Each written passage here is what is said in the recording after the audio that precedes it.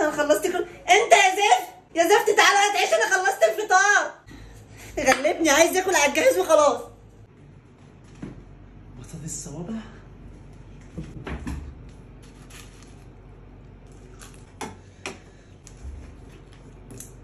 انا عارفه هو عايز يقوم ياكل على الجاهز بس ما بيعملش حاجه وانا زهقت منه. يا نهار اسود، البطاطس راحت فين؟ مين اللي كلها ده بقى؟ والواد جوه، يا نهار اسود، وفي حد في البيت ولا ايه؟ هعمل غيرها.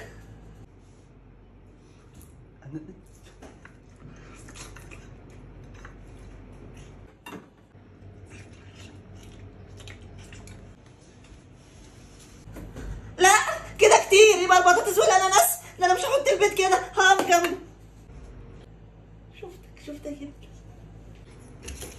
بتشد ايه؟ سيب، ما انا شفتك خلاص. يا نهار اسود ماما، بس هتعملي طب انا لسه ما اكلتش البيت.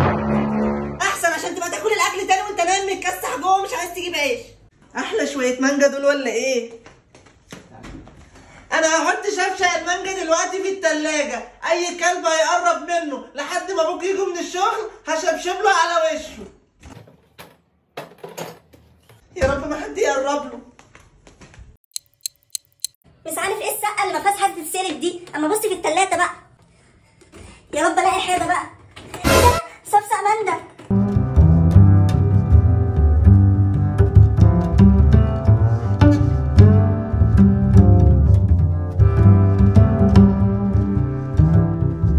كفايه كده يا عم، اما اسيب السوايه دول مش قادر.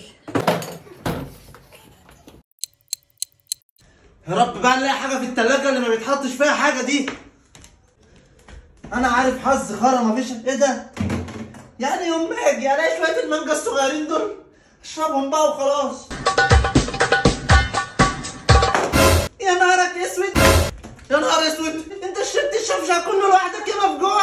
والله لو حلفت لك ان انا لسه ما لقيتش غير الشويه دول مش هتصدقيني. مش هصدق ازاي ان انت ما انت واقف.